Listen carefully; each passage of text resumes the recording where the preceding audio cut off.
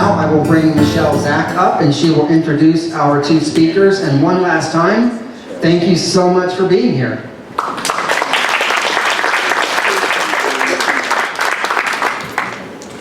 Yes, thank you so much. I'm really happy that we're having kind of a run on literary programs, because last month was literary, tonight is, and then Hans. So that is a little bit of a change from what we've had in the past, but I love to see how many Altadenans turn out for literary topics. So it's really, we're so pleased. And I'm just going to be really brief in my introduction. It's going to be an in-conversation. I just want to mention a little bit about Nikki and Lynelle. Octavia Butler has been described as a writer of world-building novels, and she's got a real special connection to Altadena that we're going to be hearing about tonight. And world-building seems like a fancier way of saying placemaking, which is something that this series has been all about from the beginning. So I think in that way, that theme is it's an ongoing theme that we've been looking at. And Nikki is a true placemaker in our community. She's established a really special Octavia's bookshelf. It's really hard to establish an independent small book shop, but she's done it, and she's become a true community center, which, we're really excited to hear about that. And by the name, Octavia's Bookshelf, you can imagine that Octavia has been really important to her, and we're going to learn a little bit more about why that is, what kind of an inspiration that has been, as well as other inspirations. And, she's going to be in conversation with Lynelle George, who also who's written extensively, wrote a book about A Handful of Sky, about Octavia Butler. And it was a Hugo Award finalist. She's also the artist in resident at the Bell, which is a theater and a cultural center. And then I've known Lynelle for a while, although apparently we've only just met in person for the first time tonight. She's been doing a really interesting project collecting oral histories after the fire, and it's going to be turned into some sort of a theatrical production next year. So she's got a really strong she's really involved in Altadena, even though she lives Altadena adjacent rather than actually here. So anyhow, let's welcome them both up so we can enjoy what I'm sure is going to be a great. Thank you all for coming. So wonderful to turnout and see people I haven't seen in a while. And as Michelle said, we were like, did we meet in person? That kind of thing. It's like and we've had years of just being in boxes and looking at each other on screens. So it's just so nice to be back in person. Nikki? Lynelle? I'm just going to jump in because that's how I met you too, on screen.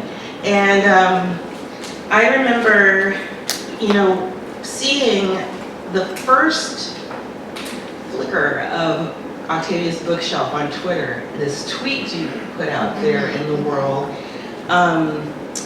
and I got so excited, and so did a lot of other people. What did the reaction tell you, and what kind of reaction? Because it just went on and on and on and on. Yeah, so back when Twitter was Twitter, it was the end of 2022, Which is so weird. and I saw a tweet and it said, hey, if you see this tweet, brag on yourself, tell us an accomplishment or something you're really proud that you've done. And I responded and I said, I'm really proud of myself. I left a really safe career to pursue my dream of opening a bookshop, and I'm naming it Octavia's Bookshelf, and that was it. I just thought that I'll get the 12 likes that I get from like my mom and a couple of other friends, and it was on New Year's Eve. Oh, that's right. Mm-hmm. That's right. And so, I mean, by that time I had already signed the lease and, had been ordering books, like things were moving, but I hadn't made any official announcement. And I woke up the next day, New Year's Day, and my phone was like lighting up. And I looked at my text messages and they're like, you've gone viral on Twitter, which I couldn't even remember what it was that I would go viral for. And I mean, generally I would just like troll politicians. And I was always getting banned. And so I just, I thought it was a joke, but I did. I looked at Twitter and it had just taken off. And it was people from literally around the world saying how excited they were, and especially being named in honor of Octavia Butler. It just resonated with so many people. There were millions of hits on that. It just kept going and going. It must have felt like, was it a confirmation or did it make you nervous? Both. Yeah, made me very nervous. But it did sort of reaffirm for me, like, oh, okay, I'm on the right path. I will say though that I had a list of names of, people that I wanted to impress before opening, and you were on my list. It was you and Dr. Jameson, Dr. Tamisha Tyler, and a couple of other folks, and I was just like, trying to get up enough nerve to DM Lynelle and these other folks, and I was like, what if they hate me? What, And so I asked you if you would come by, Right. and you did, and getting your feedback and approval really just, that's what sealed it for me. It was so meaningful, and especially as a kid who loves bookstores myself, like Octavia, and libraries, to have a bookstore that I can walk to, that's in my neighborhood, that I know the people, and I was a bookseller very briefly after college. I was an assistant manager of a bookstore. I know how important those relationships are to be able to hand sell to people. I wrote an essay for a book that came out. I was going to bring it tonight, but I thought, let me just stay on Octavia. Pros to the people. Pros to the people. It was a bookended kind of piece about Essalon and bookstore closing and Octavia's bookshelf opening. And what moved me about the first day, which I'm going to ask you about too, was, as I was writing the essay, I was thinking, all the people that are going to walk into this store, especially on this first day, and these children who are going to be able to have books put into their hands and presents from people, from grandparents, etc. Speaking of, I want to ask you about your grandma too. They're going to walk through the door and be changed by this, and that's what independent bookstores do and community bookstores do. I wanted to talk to you, this is really important, about your grandmother and her role in the imagining of this store. Yeah, my grandmother, I was her first grandchild, and her name was Dolores Jackson, and let me back up, just being a Gen Xer, like, we were told to go to college and then get a job with a retirement plan, and then that's what you do. And so I did those things, and the thought of talking to my mom and my stepfather and all the people in my family who are so proud of me, to say like, hey, I want to quit this really good job that I've been on for 16 and a half years, and I want to open up a bookstore. And I know that we are 2 years into a pandemic, and I mean, like, all of this stuff. And my grandmother though, there was no convincing. I was like, hey grandma, what do you think about this thing? And she was like, well, you're Dolores Jackson's grandbaby. Like, of course you can do this. And it is her, her belief in like the power of what I can do. None of it felt exaggerated or embellished. It was just, she was so matter of fact about this thing. Of course you will do it. You're my grandchild. You can do this thing. And so that was kind of all that I needed. I appreciate my husband's buy-in to this too, but I mean, like having my grandmother, say this thing that like you can do it, just meant the world to me. You know, very famously, Butler, there's that quote of hers that I always think about, when she was on Charlie Rose, and she says, you have to build your own worlds. And that's what you did. Yeah.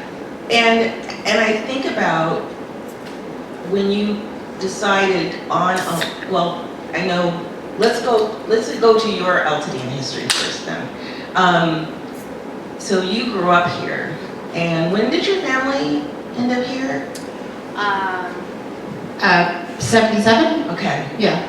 So you've seen a lot of change. Yeah. What is one of your early sense memories? When you think about Altadena, what do you think about in terms of what it offers? So for me, Altadena represented a reality that was not my reality at the time, and it normalized these things for me, and I'll give you an example.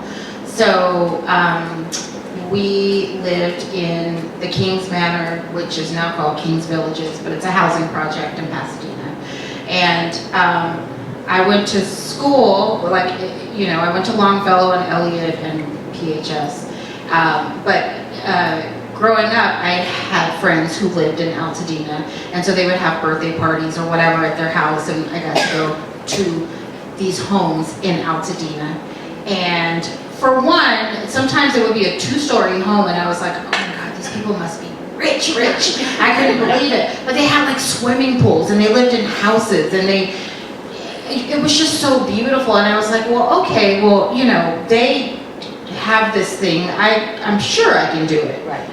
So yeah, it modeled for me what was possible, but it also normalized it for me. And so thinking back to my grandmother saying, well, of course you're Dolores Jackson's baby. Like buying a house in Altadena, of course I'm gonna do that. And so that is truly what Altadena represented for me. And it was just so, it was so wonderfully weird.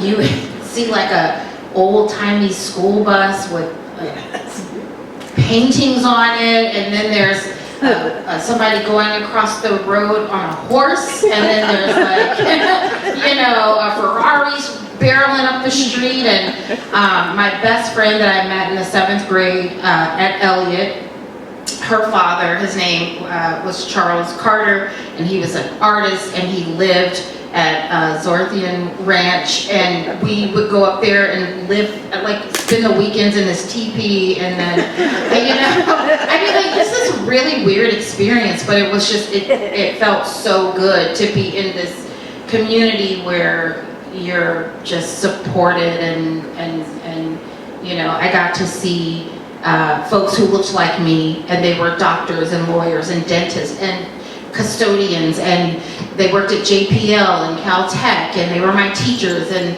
I just really saw that, oh yeah, I can be anything. I see it, I live this. So that's what Altadena really did represent for me as a kid. Place that in your mind. How did you discover Octavia's work? I don't remember how I got my hands on the copy, but I got a copy of Kindred when I was probably about 16 or 17, and it just changed my life. That was my gateway book. I had never ever read a story like that. Oh, and then, like in the first page or two, she says that she lives in Altadena. Exactly. So that hyper-localness pulls you in. And I think she picked up a prescription at Webster's once. And there was just something about it. I was like, this is cool because it was local, and so I was able to easily imagine things. I'm like, all right, she lives in Altadena, she's at Webster's. But then the story comes in, and I asked my school librarian, I was like, who is this lady? And she said, well, she lives here. And Pasadena and Altadena were like a lot more segregated back then, and so I knew that she must like be in my area, and so then that sort of started my love affair with just trying to find everything that she wrote and reading her essays in sci-fi magazines. You said something so interesting to me about being a reader, and I want to ask you about what kind of reader you were, but this description of getting on the freeway when you learn to drive and white knuckling it to SOI. Because that store held something for you as well. Can you talk a little bit about what kind of reader you were and why a trip to S1 was so important to you? Yeah, so I started reading when I was a toddler. I don't remember being taught to read, I just remember being able to read. And so I would read the cereal box at the table in the morning. I would read billboard signs. I would read whatever I could, newspapers, magazines. I would get my hands on books that were super inappropriate for me.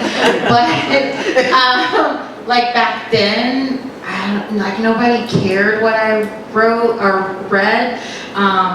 And so my grown-ups would just say, oh, look, the baby's reading. And I'd be like with my little Stephen King book or whatever.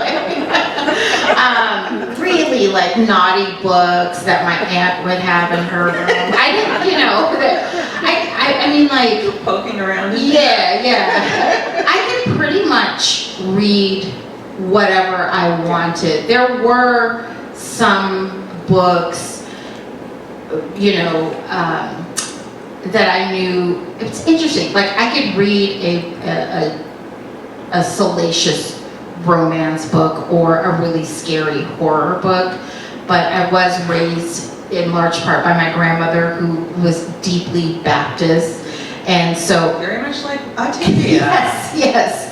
And so books that were in opposition or questioning the Bible, that is sort of, you know, where I developed a fugitive reading program, where those are the books that I would have under my blankets or pillows. But that being said, you know, I feel like I had just read everything there was to read, and I didn't get a lot of books by people who looked like me or stories that were, you know, that I could relate to as well, except, you know, in February we would get books about Martin Luther King and like Rosa Parks.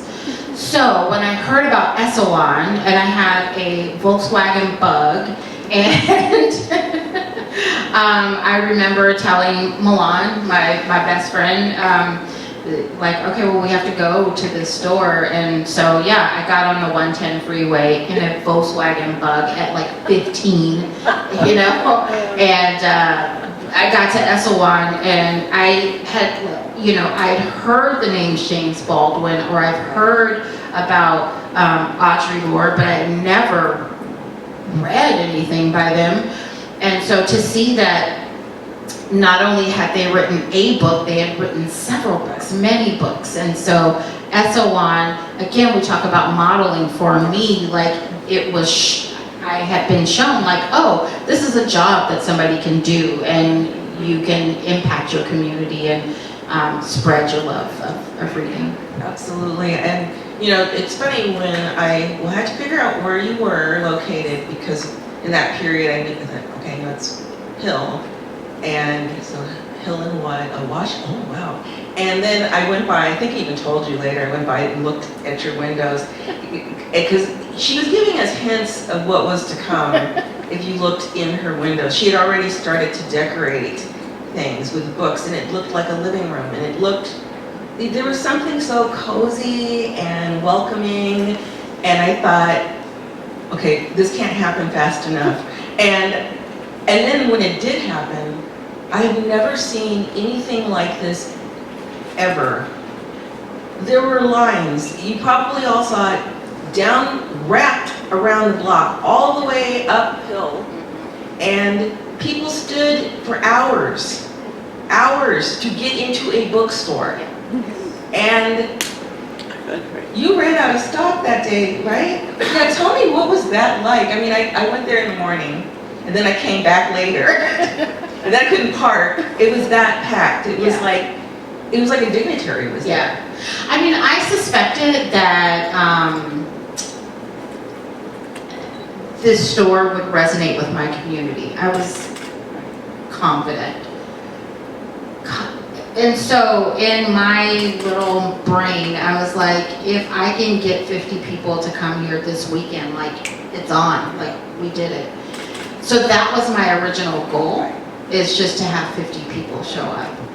And I got to the shop, and I was in the back, and then I started to panic, because we hadn't opened yet, and I was like everything that I had just did, like, you quit your job, and you took your, all your money, and you did this thing, like, what if you don't get 50 customers? And I was kind of hyperventilating in the back. I was like, okay, well, you know what? I'm Dolores Jackson's grandbaby. Like, I'll figure it out. But I was not convinced that I would even get to 50 over the weekend, that Saturday and Sunday. And so when one of my oldest friends came in the back, and she was like, hey, I need you to come outside. And I'm thinking, she's going to tell me, I don't know, she always gives it to me straight, so I just thought she was going to be like, girl, look, yeah, we're gonna but she's like, you got to come see this. And then I walked outside, and I saw like hundreds and hundreds and hundreds of people outside, and I just burst into tears, because I couldn't believe that that happened, but also that there were so many readers, so many community members, so many people who wanted to be in community. It was just a really beautiful display of support and affection, and I felt really grateful.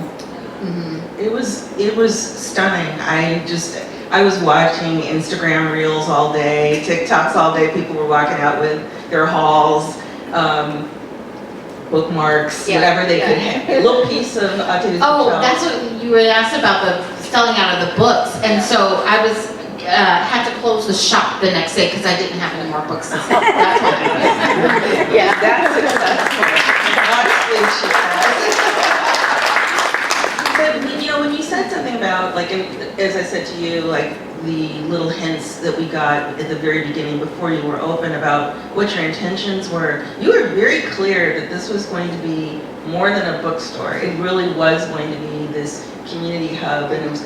Can you talk a little bit about how you planned for the range of offerings you do? You do things that are very different than other bookstores. Yeah.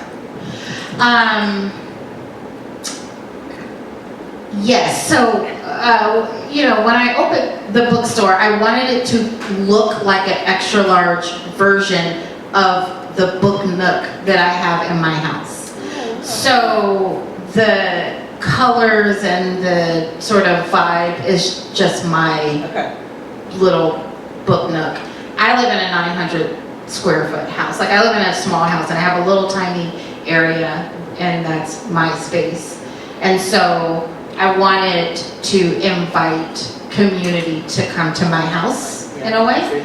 So that is sort of the vibe. And I know readers because I'm around them all the time, and I knew that to keep readers engaged and happy, and sort of always, we're always looking for our next fix, and sometimes that you need help through that. But I knew that, like, I had to build a community to reach the people who are not yet readers, or the people who struggle with reading. And so it was really just for me wanting the bookstore to feel accessible to people, and for folks, especially from different intersections, to feel. I think there's a difference between people saying, like, oh, this is a safe space, but it's something very different to say this space was created with you in mind. Yes. And so that's what I do. So I tend to vary the programming and workshops so that I'm capturing you know, people that have different tastes and interests, and even the ones who say they are not readers, I have convinced them to read, so. You just haven't It's a little found the sneaky right plan. read, exactly, that's what it usually is. But I think about, like, you know, you have the knitting and the embroidery, and then there are writing workshops, and there's just so many things that, you know, you can meet people where they are, and it's in the neighborhood, and it's on the way to something else. And you know, I know since it's so close to Millie's, you know, you get the people that are waiting in line to go get their breakfast. Yes. And so not necessarily walk into a bookstore like that and learn like, oh wow, what is this, and who is this Octavia Butler? Yeah, so I still at least once a week get somebody comes in and say, "Are you Octavia Butler?" And I'm like, "Is she here?" I'm like, "You better hope not."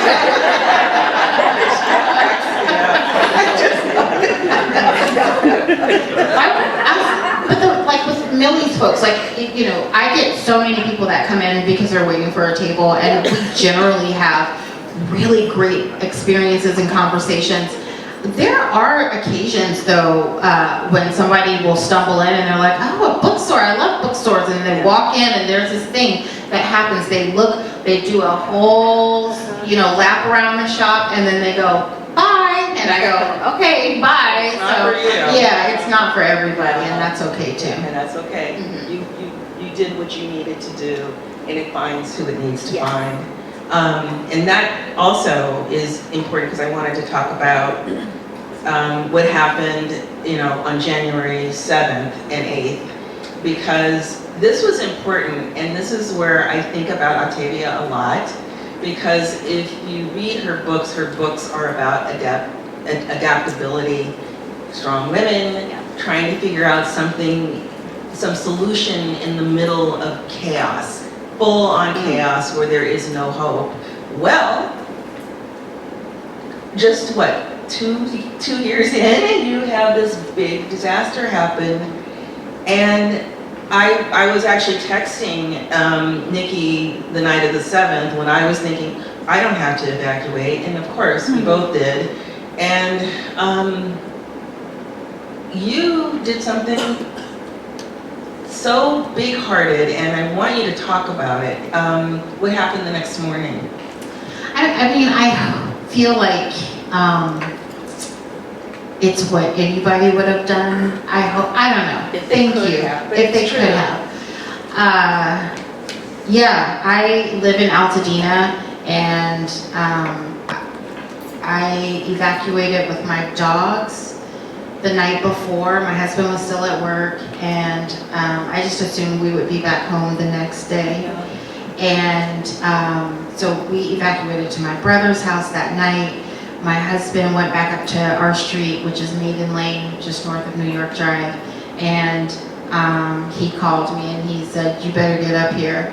And so when I got there, you know, there were several other neighbors. We were on the corner of New York Drive and Maiden Lane, and the street is actively on fire. And I've always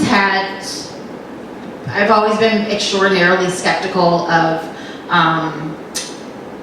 law enforcement and government based on my, you know, personal experiences. And so it's one thing to know that, but it's another thing truly to be in a situation where your city is actively on fire and no one comes to save you. I mean, it was, it was awful, but I went to the bookstore because I thought, well, let me check on the bookstore and see if there's lights or Wi-Fi, and I was so surprised that we still had lights and we had Wi-Fi access. And so I thought, well, okay, I'm gonna charge my phone, I'm gonna get on the phone with my insurance adjuster. And then I started thinking, oh, well, wait a minute, you know, if I need to do this, maybe other people need to do it. And so, you know, that thing like nobody's coming to save us. I think a lot about Lauren Olamina, Yes. right? And So I just went on Instagram and I said, hey everybody, the bookstore, by the way, the phone was blowing up. Customers were calling from across the country. Are you okay? Is the bookstore still there? I'm like, yes, the books are fine. And so I went on Instagram and I said, you know, we have Wi-Fi, we have power if you want to charge your phone or use Wi-Fi, come up and I'll try to get some snacks and water. And almost, you know, within 5 minutes, the team from We Are Neighbors and Friends and then the team from Home State texted me, we just saw your text, we'll bring up food. And I thought, okay, fine. And so that's how it happened. And I was like, well, I'll just do this for until we can figure things out. But nobody came to save us. And so then this thing happened where people just started to show up. And they said, oh, I saw online you said that you had water. And I was like, no, I meant while you're sitting there, like trying to get some water. And then I said, well, hold on a second, you know, so I run over to, you know, see if Rite Aid's still open, yeah, and grab some more water. So then, you know, as people are calling, are you okay? I said, yeah, but you know, now we need water. And then all of a sudden, like I'd have 70 cases of water. And so I think within 24 hours, you know, Kiki and I looked at each other and said, okay, I think we have an operation here. So it didn't feel like, it just felt like the natural thing to do. Yeah, it wasn't, I didn't think about it. And I mean, like, I own a bookstore, so I don't make any money. And I was like, you know, I don't have any money to pay this month's bills. But if I have to, like, if I lose my bookstore because I was here to help my community, then I still succeeded. And so then I was okay with that. Yeah, because I remember at one point, I'm trying to remember now how, but that's where I ended up going to pick up water. Yeah. And then went back to get water for my neighbor. And I was getting ready to pick up, you know, the flat. And there were these two young women who showed up out of nowhere. Oh, I'll get that for you. And they carried it to my car and said, I'm fine, I can do that. Oh, no. Yeah. I have this for you. And that's what I felt like, these little angels had landed. You know, I got a little air purifier there. And then after that, I started getting phone calls from, as a journalist, people were calling me, hey, I want to help Nikki. What can I do? Can I start a GoFundMe? Can I do this? I mean, it was all kinds of, can you put me in touch with her? Can you give me her number? People you ended up being sort of this identifiable place to help people in the area when they didn't know, and that somebody they could trust. Yeah. That is the power of these third spaces, building community, is being a trusted space where you won't be judged. Like, so everything that we have been building for the last 2 years, it was, you know, I'm so happy that we had the opportunity to grow this community so that there, you know, and we know that there will be another climate event, there will be another emergency.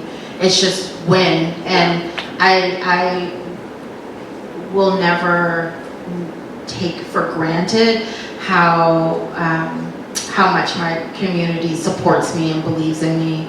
And it was really my honor, but I do have to say, like, I could not have done that without the rest of the community. I had customers who called me and said, hey, I know bookstore owners and I know you don't make any money. How are you paying the rent this month? And I'm like, I haven't figured it out. And then suddenly, you know, somebody's walking in with like, here's your rent, here's your payroll. Because we didn't sell books for 6 weeks. You put all the books up in the attic or something like that? So yeah, there weren't even books on shelves. Yeah. She had just completely redone her shelf. Yeah, well, I wanted people who were coming in for resources to have, like, people lost everything. I wanted them to feel, to be able to retain dignity. And so that's why I took the rest of the books off the shelf, and then I just sort of categorized all the products and put them on the shelf, so it was like shopping. And then we had volunteers who would take the stuff to your car and, you know, pack it up like it was, you know, like you're shopping, and you can get whatever you want, but you just don't have to pay for anything. And so that was just my way of, and I think that's why it's important, like representation is important. I know that as a Black woman, I don't always feel comfortable receiving services at certain places because I feel like I might be judged or something, I don't know. And so there was this immediate sort of, you know, rush to get to Octavia's bookshelf because it's like, oh, I know her, I know that she won't, you know, treat me poorly. So I was happy that we had that space to sort of, you know, particularly with Black and brown folks. I think I'm gonna, in my questions for you with this, because I think this is significant and this is about what the store does represent, I think, to all kinds of people. You have, because of Octavia's name, I've even been in the store when people have come in with clippings and photographs of Octavia. They come in with stories to tell her. You've become kind of an archive, a community archive of stories about Octavia, and I was so moved by that. Yeah, it's a remarkable experience to be in the store when someone will come in and say, oh yeah, I used to ride the bus to 8th grade with her, or you know, so many people knew her, and I love that the majority of the stories that come from people who knew her, the most common thing is they would say, well, I had to give her a ride. Because like everybody, famously, she just didn't drive. And so everybody who says, oh, I was, you know, with her at this thing and I met her because I you know, had to give her a ride. And so even people who post-fire, like who had lost all of their books, will come in and say, well, I had to rebuy them from here because like this is Octavia's bookshelf. And so I've gotten loaves of acorn bread. Just for Parable of the Sower. Yeah, people do pilgrimages where they are going to her grave and to the Huntington, and now to Octavia's bookshelf as part of these trips, and scrapbooks and old news articles about her. And I feel so lucky that I get to do this thing, and that people who remind me so much of her when they're like, yeah, I'm really shy and I like to write this thing, and I've been, you know, doodling in this book, and I don't know, do you like it? And it'll be like the most stunning drawing of Octavia Butler.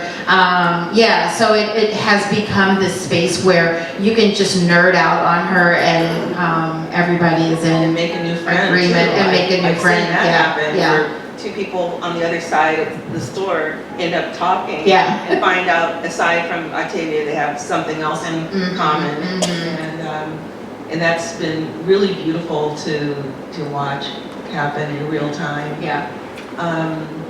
I guess before we open it up to everybody, were there things anything you wanted to ask me?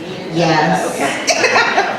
I will let you be in control now. I am rarely on this side.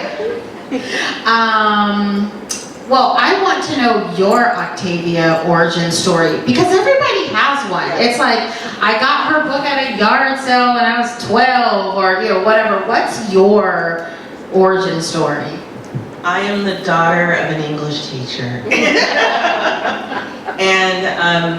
And that's important because my mother, because she understood how, as you mentioned, there were kids that she was teaching who they thought they didn't like reading. They never found a book they liked. And they may not have wanted to read what was in the curriculum in junior high school. So my mother kept a library in her classroom to give books to students who said that they were not interested. So she would, and Octavia Butler was one of those authors. And she'd act like it was a library, but then she wouldn't keep it. Because when they found out that they liked it. So we had Butler on the shelves at home. You know, it had the paperbacks that she would give to the students. And then I went to see her with my mother. We went to Eswan, and Octavia didn't read. She didn't do reading. She talked about her books and she talked about her process. And I was about as close as you are to me now, because Eswan was a very small store, and she could come in. I watched her come in, and she probably had come off the bus. Yeah. And she came in, and she had her purse, and she put her purse down. And it was just something watching her, and then this voice, and this bearing. And I was fascinated, you know, by her, and being able to sit that close, and, you know, and hear what a working writer did. So that was my physical introduction to her. And then many years later, when I became a journalist, and I was up in Seattle for and then, I'm sorry, I read Kindred too. Kindred was my first one. Yeah, that's the gateway book. Yeah, Kindred was my If first you are wanting to be introduced to her, Kindred is the book. Yeah, but when I became a journalist and I self-assigned myself, I covered the Black to the Future Festival, and Tanana Reed and her husband Steve Barnes. They were the organizers, and Butler gave the keynote. And I think about this now, she was being treated like a rock star, and at this event, if this were current day, she would probably, as she would say, be peopled out. There was too much activity. It would have made her crazy. People would probably try to take selfies with her and all of this, and she would have been burnt out by it. But I could tell she was excited. You know, it was that thing of like this balance of like, oh wow, I have made a connection. And sadly, I went up to her just to introduce myself and said I wasn't going to try to you know, take more of her energy, but she was coming to LA. I wanted to interview her for a piece and give her my card. And she died not long after that. And that is something that has haunted me. That, Oh my gosh. that I was this close. Yeah. Twice. And but so being in the archive and working on this book was my way to remedy that and be with her in a different kind of way. So I want to ask about the archives, but before I get there, I want to say that Octavia Butler's childhood friend Donna came into my store about 2 years ago, and she said, I said, hey, what do you just be honest with me, what do you think she'd think about this? And she's like, she would be so excited, she would love it.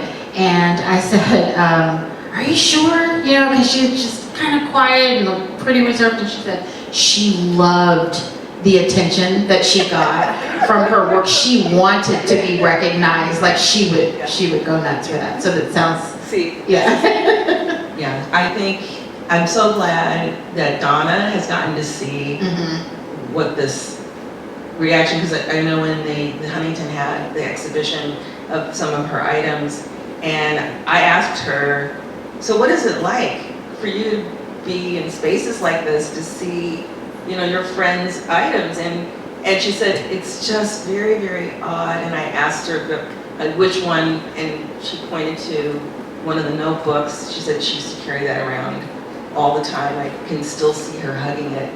And so I feel like Donna should write something. I don't know what. I'm trying to figure out how I can encourage her to do something. But they went to the theater together. They knew each other since they were 5 years old. Yeah, and her name is written in various parts of her like journals and notebooks. So speaking of the archive, you know, anytime Carla Nielsen lets me come and play, I will just randomly pick something out of a box and start reading it, and I always get a gem. And so I'll tell you what mine is, and then I'd like to hear what yours is. So the last time I was at the Huntington going through her files, I opened up a notebook, and she had written like a grocery list, and then she said she had to get a chimney sweeper out, and just like very random stuff. And then she wrote another paragraph where it appears that she was working on a story or something. And just in the margins, she says, she was writing out a character, and she said, we need a computer the size of a small steno pad. And I was like, Wow. did she just describe an iPhone or iPad? Yeah. And it was dated, I mean, mid-80s, late 80s, but she was like, she had already imagined an iPad or an iPhone, and I love that. What are some of your favorites? You know, there are certain things I really loved. Some of the items that I love the most are the marginalia, because that's when you get a sense of what was going on literally in the margins of her day. You know, so she might have been drafting, you know, a short story or a novel or whatever, but like you were saying, like the shopping lists, you know, I just love the shopping list. And because she lived in the neighborhood, she's naming places we know, and you know, where the Ralph's is now. There was another store, and then she talked about the bus. So just trying to piece together what Pasadena and Altadena looked like. She was a big walker, and so I loved when she would write in her journal like the route she would take on her walks. So you could see like, oh, can I recreate that walk? And those things were mattered, but one of the things that would always amuse me, she really, one of the most amazing things about her is how she built time into her day. There were periods where she had 2 jobs and was going to school and still found time to write. And so I study these calendars because she keeps track of her page counts, she keeps track of things like, her shopping list, her deadlines, but the thing, she would also calendar in her rewards. So, so there's this one where she was like, if I finish this, I can go see Star Wars. So things like that, and I think that's the thing too, is that as serious as she looks, you see this very sober countenance. She was funny. Yeah, and Donna says that she was hysterical. Hilarious. Yeah. So yeah, these little asides she writes, like she has like these little calendars that have quotes from philosophers, etc. And she'll write some salty retort, you know. Yeah. You really get a sense of her full self. Yeah. And so I wanted to just finally ask you about the book, A Handful of Earth, Handful of Sky. And you've been signing these books for me for years, and it's funny because sometimes I'll just get random requests like Forest Lawn Mortuary. They're like, can we get 60 copies of Lynelle George's book, and can you ask her to sign it? So I come to her, Lynelle, sometimes like, hey, you got time to swing by? But I remember when your book came out, it was like right at the start of the pandemic, and so that happened. What point of view did you want to have in this story, like for your readers? Because this happened during COVID, and I didn't realize, and the other night, I was talking about this too, was trying to figure out when I was done writing, because I could have gone on and on in my mind because there was so much there, and the archive is huge. And just trying to decide, okay, which one of these items from the archive tells a clear story about Octavia, one that people can connect with. And then that's when it hit me, that once the archive closed and once everything seemed to be closed for a long time, I wanted people to have a sense of what it was like to sit in that space and go through her things, because I always say to people, like, I'm a reporter what we love doing is being able to have the gift of time with people. And, you know, now that things are very sped up, you know, when I first started, you could spend months or years reporting a story and getting to know your subject, to the point that they start to let their guard down in a good way. Not that we're necessarily trying to do a zinger, but you want them to start to feel like they can trust you. This was so different. This was like not sitting across from her, but it was looking over her shoulder as she wrote, as she did her daily, her rituals, her to-do lists. And I wanted readers to have the experience of what it's like you, when you decide, I am not going to be the secretary, I'm not going to be the nurse, I'm not going to do the things that people expect out of me. I have a vision. It's not absolutely crystal clear, but I want to grab for the biggest thing I can. I want to imagine a big life, and I wanted people to see what that took. Yeah, and I mean, she has said on a few different occasions that inspiration is not as reliable as discipline. That's right. And so building these habits, because inspiration is fleeting, it comes and it goes, but if you build a foundational practice to go for what you want, and I think about that a lot in my approach to many pieces of my life. Like, I don't feel like getting up, but I'm going to do it because I need to.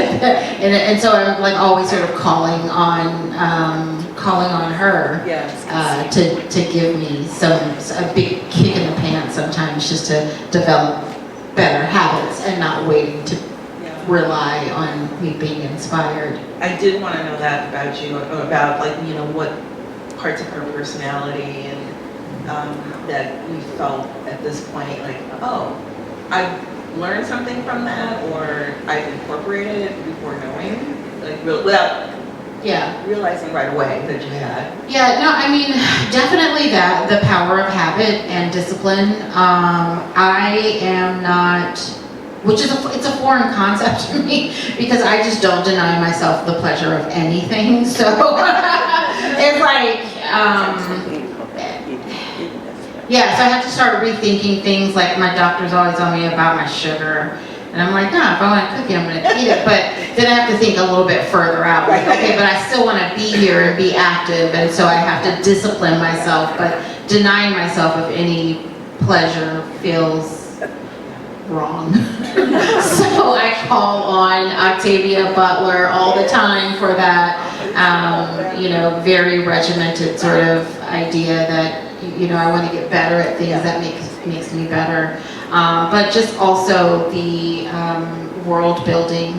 And for me, what I take from it is that we're building worlds every day. Mm-hmm. It's not 100 years in the future. Like, whatever I do, all these micro movements that I do today will impact the world and how I want future generations to experience it. So I just sort of wake up and ask myself, like, what rent am I going to pay to be on the earth today? And that's just, sort of, I get that from Octavia Butler. Just like, what am I doing to build this world? Yeah. I'm going to end with this quote that and I pulled it very early in the archive, and I'm finding now, as I go back and look through my piles and piles of notes, that there are moments that things like, oh wow, this is for now time. So this is a journal entry, and I think it was probably, based on the voice, is probably going to be an essay. I have a friend who strives to hold on to loved objects, people, places. She still hurts, cries over places long demolished or altered.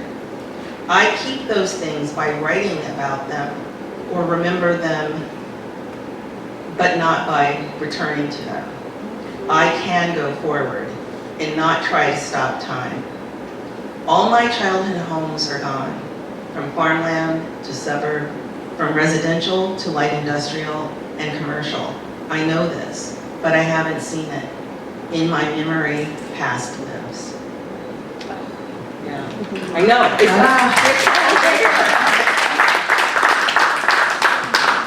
So yes, Questions? let's. Oh, Okay.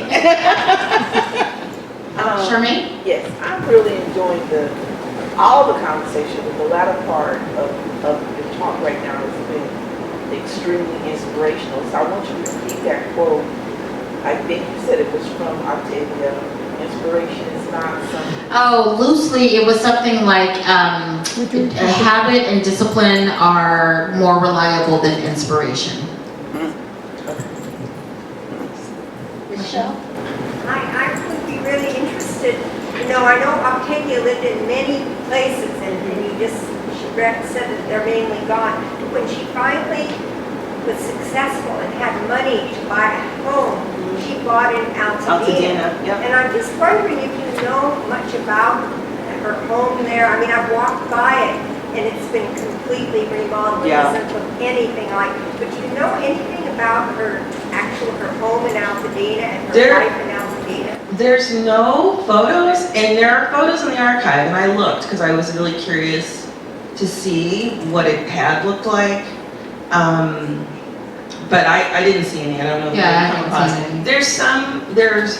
There are mentions in her journal about things she wanted to do to it, and hiring all kinds of people to come in and waiting for them and then being frustrated and all the familiar things that happen, but nothing that really described it when she was journaling about life here. And it's always about what's growing or not growing and what she sees on her walks or what she hears. But yeah, she didn't really describe her living space. And I keep hoping like I'm going to stumble upon something because in the journals, she writes everywhere. And there are things that like you're following along a line of things that she's been thinking about lately, and then she'll jump and it'll turn into something else. But no, that's an interesting question because I have not seen anything describing, that, but her walks. But I know what trees were growing and what, when things weren't producing as they used to. And Wasn't it on Palm or Montello, just Las Flores, just west of Lake? I remember I found out the address and I walked by her. she lived, actually, there's a house that's east of Lake too. So she lived all over, but the last house, the one that I understand is the last one, is east of Lake. And her estate is really But you can't. weird about. We can't talk saying. about where, yes. Don't want to get into. Not exactly. Yeah. But I can add though, I had a customer share with me that she called Octavia Butler at her home in Altadena. She looked at the yellow pages and got her. She said that she had, I don't remember which book it was, but she read something by her and so she was like, I'm gonna call this lady. And so she looked her up and she said that she rehearsed like 5 or 6 times before she got up enough courage. And so when Ms. Butler answered the phone, she said, hi, I just read this book by you. It's the best book you have ever read, and I wanted to ask you so many questions about the book. And she said, she was fully prepared for Octavia Butler to hang up on her. But she said, yeah, all right, but I got some beans on the stove, so hold on. I love that story. I've got some beans on the stove, but I'll get back to you. So she was at least making beans in the house. Could you tell us a little bit more about your book? And I assume it's still available? Yes. Yes. She has it. The book, it's not a biography, but it is a look at how Octavia created her life. So by using items in the archive and I had to narrow it down because I wanted to use everything, but each item tells a story about part of her life and how she used these things almost every day to become who she was. And they're very humble things, And that's what I really wanted, because I kept thinking, you know, people want to sell you a $24 notebook. She was going to Save On and buying the 25 cents notebook and writing on every page and going back and forth. And, you know, her mother would bring home old diaries that she was a domestic, and the people would throw things away, and she'd bring it home, and she'd bring letterhead home. And so Octavia used all these things, these old calendars, these, I found things like how she would calculate her bills for the month. That tells us a huge story about what it's like to live right on the edge as a freelancer. So all these things told me something about her, and I thought it would help other people be able to see what it was like for her to create a magnificent life out of these humble objects. In a nutshell. Yes. Are you aware of anyone writing a biography, or are you going to write? Well, there are a couple out there. Yeah, there's a Positive Obsession by Susanna M. Morris. There is... That just came out, right? Just came out last year. Okay. It's been a year now. There is a beautiful book by Ibby Zaboy called Star Child, and it is intended for young readers, but it's all about her childhood. That's another good one. I have not read H is for Horse, but there's also Conversations with Octavia Butler. There's Jerry Canavan's, Yeah. and it's an academic. It's an academic, which are a little bit pricey and kind of hard to get. We actually don't even get a discount on those. Oh, you don't? Okay. It's a bet. So, yeah, there are some. You should write. I should write. Josh? One of her mantras was the "so be it, see to it" Yes. thing. And so I'm curious if you guys, or ladies, who've already accomplished so much, is there a "so be it, see to it" that you guys are working with, like right now, where you stand moving forward? Whether it's expanding or just, you know, fine tuning like deeper into what you're already doing. Like, what is your "so be it, see to it"? Repeat the What's the question. next thing you're doing? So be it, see to it. Like, what's your thing? You've already accomplished so much, but what's on the horizon? I have to be really honest, I don't know.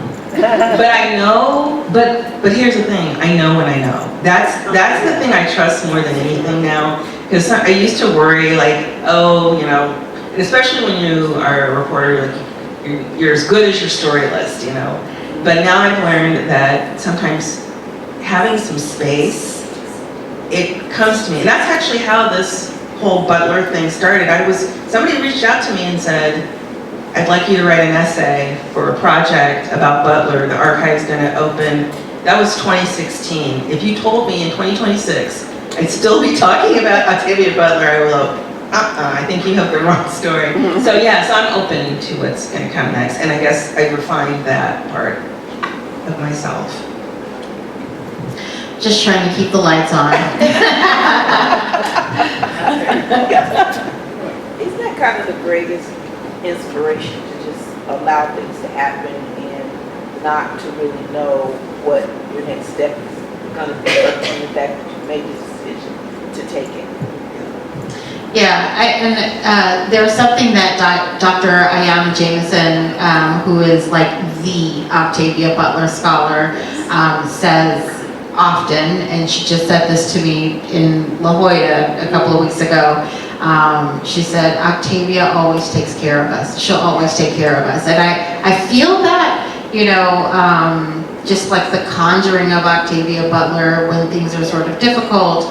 I think about her process and what she went through to be able to write these stories. I mean, I got the chance to talk to her typing teacher at PCC, who said that, yeah, she would, she said because of Octavia Butler's dyslexia, Octavia would write all weekend, and then she would go to her class, her typing class at PCC, and her teacher would type it out as Octavia sort of dictated it to her, to just like get it done before class starts. And so, like, I'm just so inspired by what comes next, what I'll be doing next. I don't know. I just know that I'll be okay. And so whether that looks like having Octavia's bookshelf or not.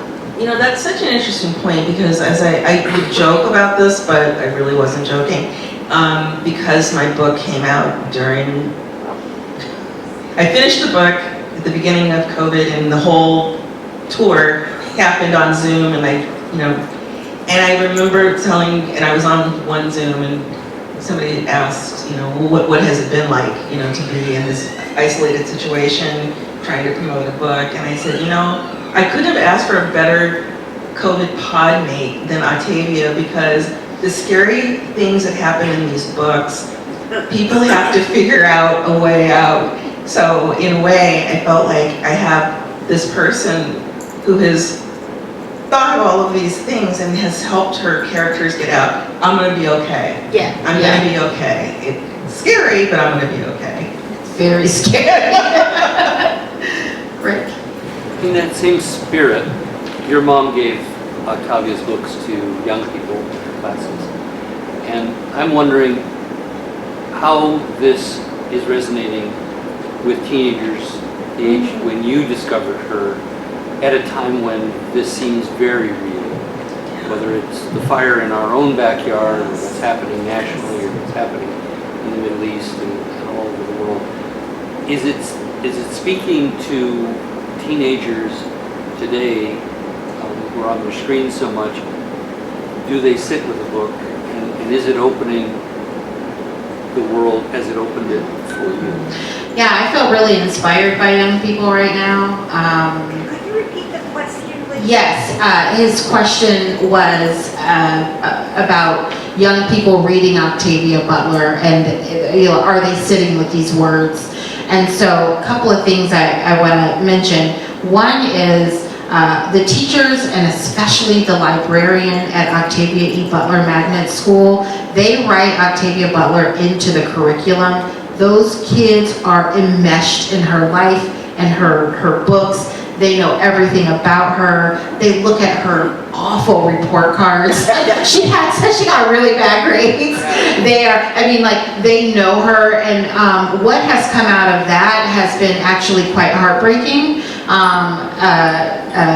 The school librarian, Natalie Daly, she does a sci-fi festival every year, which includes a short story and an art component, and I get to, we have a judging panel, and some of the stories that the kids are writing, it breaks your heart. They have already resigned to the fact that they won't have grandchildren and the earth won't be or habitable. And so it's bittersweet because they are sitting with this, they're understanding it, but then some of the stories that come out, they are talking about how they would build this world without us getting in the way, and frankly, I don't blame them. So yes, on that. Also, Nicole Issa, who is the school librarian at John Muir High School, every time they get extra funding, she buys, 20, 30, 40, 50, 60 copies of Parable of the Sower and Talents and Bloodchild, and they are having these massive discussions there with the kids about climate change and what comes next. And then the third and final thing I'll say is that I was invited to hang out and discuss Bloodchild by Octavia Butler with the 11th and 12th graders at Frostig School, which is a school for neurodivergent children. And we talked about Octavia Butler's dyslexia. We talked about if certain diagnostic tools were available today, she'd probably be somewhere on the autism spectrum. And it clicked for them instantly. They were like, oh, that's how she's recognizing all these patterns. Like, they got it. And I have had the most intense conversations with the kids all over, but especially those kids at Frostic. They get her, they know her, and they have really just sort of, they've even written their own short stories inspired by Octavia Butler, which are available for free at Octavia's bookshelf. So, but yeah, the young people are taking heed. They're trying to figure it out. I just want to just say how incredible your book is.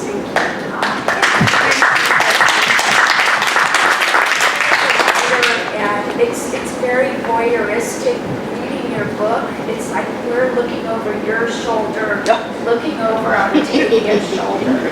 I've never read anything like that, and I just really encourage everybody in here to get Lynelle's book and check that out. But I just wanted to ask you, maybe in closing, can you think of one of the artifacts from the archive that really stuck with you that you can just talk a little bit about, that really, I don't know. This is always so hard because, and I'm going to default on the book that actually really does mean a lot to me, and it's in the book. It's a tiny little notebook, memo pad that she probably carried on her walks in the morning. And she would get up at 2 in the morning, do some writing, and then as the sun was going up, she would carry a notebook and go out and record things. What is in this notebook becomes Parable of the Sower. And as a writer, it is something so fascinating to watch because I recognize some of the lines, but this is in pencil, it's smeared, it's poetry. And I just thought, and I know with that book, she was blocked for a while. And so even when she was writing, there's this, the Earthsea section, which is, supposed to be a sacred book that the main character, Lauren Olima, is writing to get herself out of a writer's block. She started writing poetry. So I have to wonder if the way she was taking these notes in this tiny little notebook was also where there was going. So I love looking at seed books. Talk about intimacy. It's just one of my favorite things to look at. Sometimes if I go up there, I will just ask for that and sit with it. Yeah. I like the Earthseed text. I like the book. Yes. I ask for that one all the time. Yeah. It's like bound like a Bible, but it. Yes. This is kind of preaching to the choir. Because we love you. I hate to say it, but I'm not a reader. But I heard about you, and I heard about your bookstore, and I'm like, I'm going to check this out, because I was curious. And it is a whole experience. It's like we walked into your little nook, and we felt like, you want to read? Okay. You want to drink something? Okay. There's no pressure, and there really is something for everybody in that bookstore, and I really appreciate you.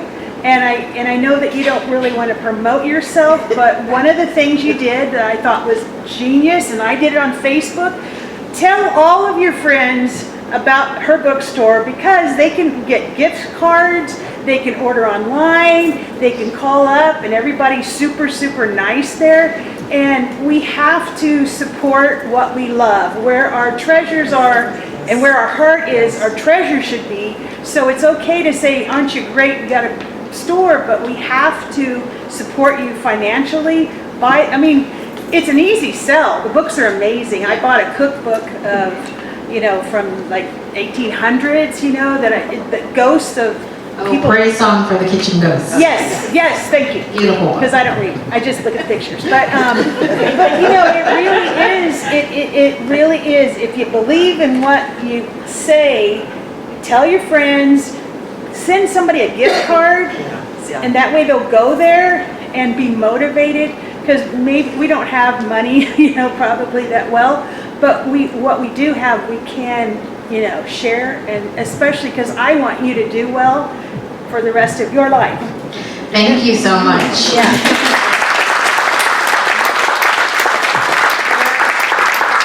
There are some really hard truths about being an independent bookstore owner, especially somebody with a niche sort of thing like myself. And so that is very helpful to just, like I said, keep the doors open and the lights on. The truth is that legislation needs to happen. We are by nature community hubs, but we don't get the same tax benefits. And the future of book selling, it's really tricky right now. I know that the post office they're having financial trouble. If we lose media mail, which is my ability to send a book via media mail at a price that, makes sense. If they get rid of that, that's it, Publishers are continuing to raise prices on books. Our discount is only 46%. And so, and I have it out with publishers all the time. I'm like, do you know I can see your earnings? We don't have any money. I'm like, you made $20 million in the last 3 months. So I just one of what I feel really proud about is in this community, I have been able to be extraordinarily honest with everybody, and I want to continue to be transparent. So we're not in any trouble right now. It's one of those things where I'm always sort of, opening up Publishers Weekly every week, like, all right, what's happening? And if anything in this little ecosystem breaks, then it makes it difficult. And it's not because the community didn't show up, and it's not something we can fundraise ourselves out of. It's like, because you'd just be buying time. So I would say, yes, please ask people to come by or shop with us online, but also, if you know anybody in the government who makes laws, or publishers, or just reminding folks to stay off of Amazon to buy books. First, I just want to say thank you, and this was incredible. I'm so happy to hear the stories, and I am familiar of where you are, but my thank you is really about when we lost our homes. My cousin, we lost our home also in Altadena, and we were one who were able to come to your store. I don't know what I brought, but to get water and resources. And I cannot tell you the feeling that the community, the love, the care, how much it meant. It meant so much to us, and I know to so many of us who came. So I want to say thank you for that. I also just want to wish you well. I don't know what the answer is either, but I do wish you incredible success. I hope that it can get figured out. Thank you so much. Yes, God bless you.